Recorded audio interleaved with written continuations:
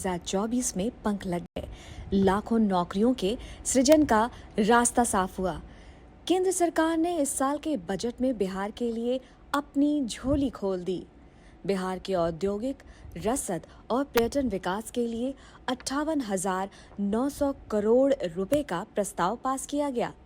इसमें बुनियादी ढांचा, बिजली, परियोजनाएं और सड़क संपर्क के विकास पर खर्च किए जाने की बात कही गई। इसके साथ ही केंद्र की सहायता से अमृतसर कोलकाता औद्योगिक गलियारे पर पड़ने वाले गया जिले के डोभी में औद्योगिक केंद्र का विकास करने का भी प्रस्ताव पास किया गया।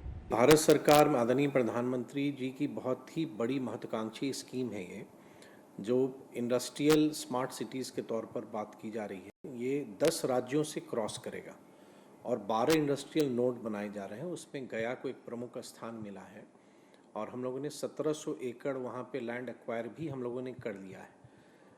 टोटल इन इंडस्ट्रियल कॉरिडोर में जो 12 बनने हैं उसमें भारत सरकार लगभग 28,000 करोड़ खर्च करेगी इसके इंफ्रास्ट्रक्चर को बिल्ड करने में, और इसके अलावा जो निवेश होगा तो ये एक मैन्युफैक्चरिंग क्लस्टर, क्योंकि भारत को अब विश्व स्तर पर एक मैन्युफैक्चरिंग हब के रूप में उसको भारत को प्लेस करने की दिशा में हम लोग बढ़े हैं। बिहार फूड प्रोसेसिंग कंपनियों का भी हब बनने वाला है। राज्य में 4 फूड प्रोसेसिंग कंपनियां 2,181 करोड़ रुपए का निवेश करने वाली हैं। इससे सीधे रूप से 4,000 लोगों को रोजगार मिलेगा। बिहार की छवि अब दुनिया में बदल रही है। बिहार में अब इंडस्ट्री के क्षेत्र में रिवर्स माइग्रेशन शुरू हो गया है।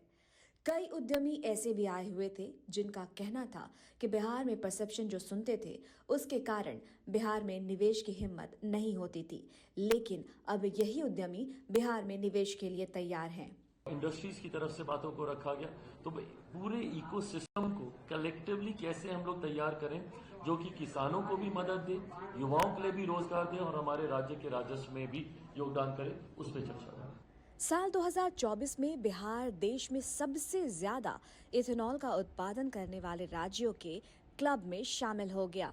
केंद्र और राज्य सरकार के प्रयास से जमुई के चकाई प्रखंड और आसपास के लोगों को रोजगार देकर आर्थिक रूप से समृद्ध बनाने के लिए एशिया का सबसे बड़ी इथेनॉल फैक्ट्री लगाई जा रही है। इस फैक्ट्री में प्रत्येक दिन 750 लाख लीटर इथेनॉल का प्रोडक्शन होगा और आसपास के 10,000 से अधिक लोगों को रोजगार मिलेगा। इसके अलावा भागलपुर, बेगूसराय, कैमूर, मुजफ्फरपुर, बाढ़, जमुई और वैशाली में एक-एक, जबकि बक्सर में 2 स्थानों इथेनॉल फैक्ट्री की शुरुआत की जा रही है।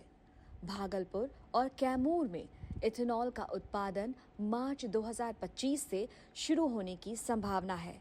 वर्तमान में बिहार में 12 इथेनॉल फैक्ट्रियां काम कर रही हैं, जो 56.50 करोड़ लीटर इथेनॉल का उत्पादन करती हैं।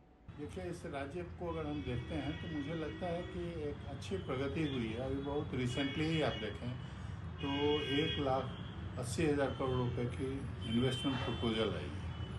ये सभी लगेगी, नहीं लगेगी, किस हद तक लगेगी, ये सब क्वेश्चन हो सकते हैं, लेकिन बाहर से आने वाले लोगों ने अपना इंटेंट तो शो किया। लोग यहाँ आए तो सही और विभिन्न क्षेत्रों में ये अपना प्रपोजल उन्होंने दिया है। बेहतर उद्योग नीति के कारण बिहार को लेकर बड़े उद्योग घरानों का नजरिया काफी बदला है।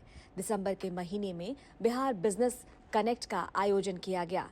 इसमें 1,80,000 करोड़ रुपए के निवेश के लिए AMU राज्य सरकार को प्राप्त हुए, जबकि बिहार सरकार ने 35 इकाइयों के 609.26 करोड़ रुपए के प्रस्ताव को वित्तीय स्वीकृति दी है। अडानी समूह की कंपनी अंबुजा सीमेंट्स ने नवादा में 1,600 करोड़ रुपए की लागत से सीमेंट ग्राइंडिंग यूनिट की आधारशिला रखी है। JK सीमेंट और अल्ट्राटेक सीमेंट जैसी कंपनियां भी राज्य में अपने संयंत्र स्थापित कर रही है।